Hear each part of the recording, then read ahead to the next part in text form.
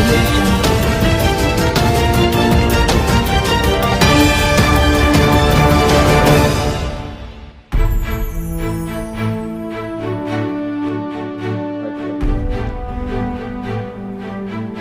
मेरा कहना ये है कि जो ये बार बार लॉकडाउन हो रहा है, लॉकडाउन ही एक विकल्प नहीं है पब्लिक के लिए।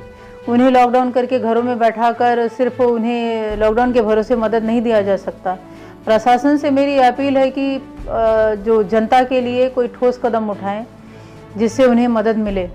सिर्फ लॉकडाउन करके घरों में बैठाकर उन्हें और भी आर्थिक मंदी से परेशान होंगे और भी मेंटली डिस्टर्ब होंगे।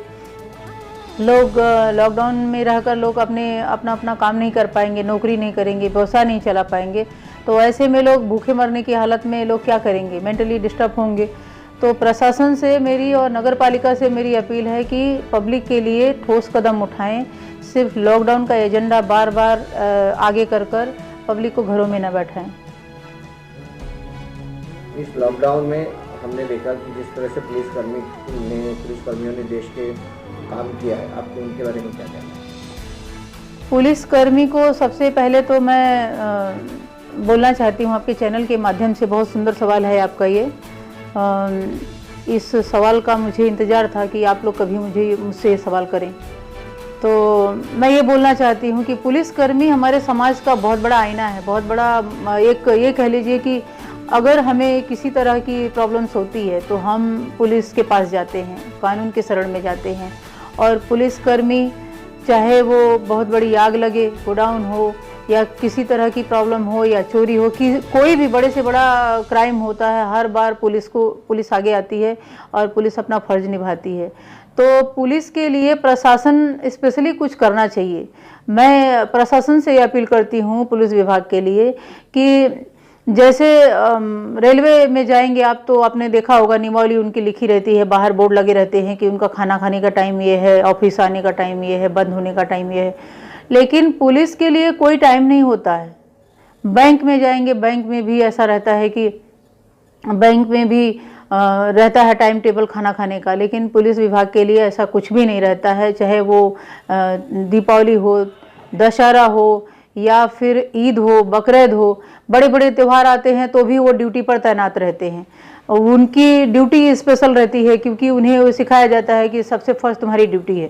ठीक है, ड्यूटी तो उनका फ़र्ज है, ड्यूटी करते हैं, वो ड्यूटी अपनी निभाते हैं। लेकिन ड्यूटी के साथ साथ उनका जो संरक्षण है वो करना चाहिए हमारे प्रशासन को। अगर वो सुरक्षित रहेंगे तो ही वो अच्छा काम कर पाएंगे। उनका खाना खाने का अगर टाइम टेबल नहीं रहेगा तो शारीरिक वो फिट नहीं रहेंगे, फिजिकली फिट नहीं रहेंगे तो मेंटली डिस्टर्ब रहेंगे, और मेंटली डिस्टर्ब आदमी ठीक से ड्यूटी नहीं कर सकता है। और दूसरी बात मैं ये कहना चाहती हूँ कि जब पुलिस के लिए अच्छी व्यवस्था हो जाएगी तो हम लोगों को भी काफ़ी अच्छा मदद मिल पाएगा। क्योंकि जब हमारे पास जब अच्छी व्यवस्था होगी तब हम अच्छे से फाइट कर पाएंगे अपनी निजी ज़िंदगी में भी।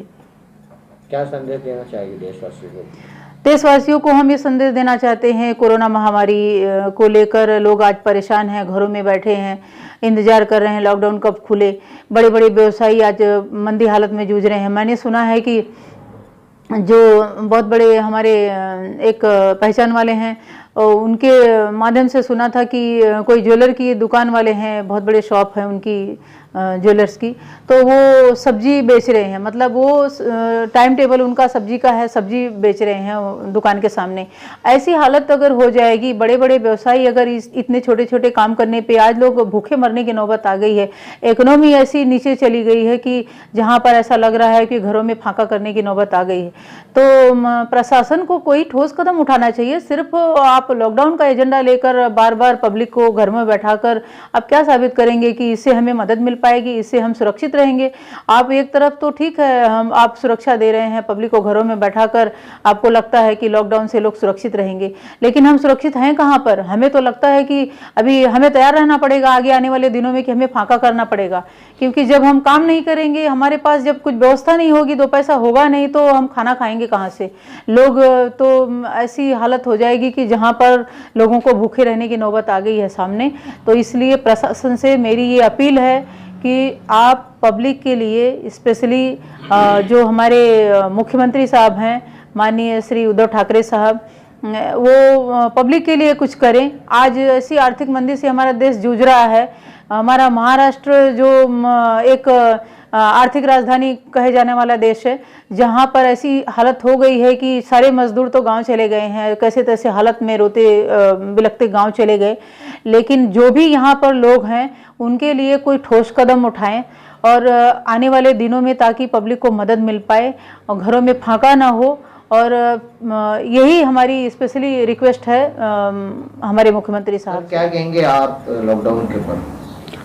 लॉकडाउन के ऊपर देखिए, महाराष्ट्र सरकार ने 31 जुलाई तक का लॉकडाउन लगाया हुआ है और यहाँ पे जो भिवंडी शहर के अंदर 19 जुलाई तक का जो है लॉकडाउन लगा हुआ है महानगर पालिका के। तो मैं ये बोलना चाहता हूँ, आप 19 जुलाई को देख लीजिए क्या रीजन भिवंडी शहर का निकल रहा है, तो आप उस हिसाब से निर्णय लीजिए। पहले सर्वे करिए भिवंडी शहर के अंदर क्या है क्या नहीं है, फिर उसके बाद आप निर्णय लीजिए। क्योंकि बार बार लॉकडाउन भी आप लगा रहे हैं, तो थोड़ा सा सोचिए कि कोई मजदूर आदमी है, कामगार किस्म का भिवंडी शहर एरिया है, कुछ लोग लूम चला के, जो कि लूम भी बंदी है इस समय, तो आदमी कहाँ क्या करेंगे। तो आप लोग सर्वे कराइए। सर्वे कराने के बाद आपको जो बेहतर लगता है, थोड़ा सा मैं ये चाहता हूँ कि जो लोग की रोजी रोटी नहीं लगी इस शहर के अंदर, थोड़ा सा आप लोग स्टिक होके मांस वगैरह बांटिए, लेकिन उनको रोजी रोटी पे लगने के लिए उनको मौका दीजिए, ताकि वो लोग अपना घर का भरण पोषण कर सके। पुलिस के बारे में क्या कहेंगे? जिस तरह पुलिस ने लॉकडाउन फर्स्ट से उन्होंने काम किया है। देखिए, भिवंडी शहर की क्या, पूरे महाराष्ट्र की पुलिस की मैं बोलना चाहता हूं कि जिस तरीके से उन्होंने अपना घर द्वार छोड़ के एक समझ लो एक सामाजिक काम है, एक सामाजिक काम में उन्होंने एक कार्य किया है, जो अपना परिवार, अपने बच्चे, अपने सब छोड़ के उन्होंने एक मदद की है। और उस तरह से पब्लिक को भी चाहिए कि उनका रिस्पेक्ट करें। और खासकर मैं राजकुमार शिंदे साहब का आभार करूंगा, जो भिवंडी शहर के डीसीपी साहब हैं। उन्होंने तो एक भिवंडी शहर के अंदर हर जगह एक मतलब पुलिस वाले लोग को तैनात किए हुए हैं, ताकि कुछ ऐसे वारदात सुनने में आए तो फट से आप उनका इलाज करिए, उठा लेके जाइए। और इसी तरह से जो हमारे सेक्शन है, हर सेक्शन का मैं आभार करूंगा, हर सेक्शन के सीनियर साहब का करूंगा, और हर सेक्शन के पीएसआई साहब का करूंगा, और हर पुलिस वाले का करूंगा कि जिस तरह से उन्होंने बाखूबी ड्यूटी निभाया, उस तरीके से मैं उनका शुक्रिया अपने दिल से अदा करना चाहता हूं और इसी तरह करते रहूंगा।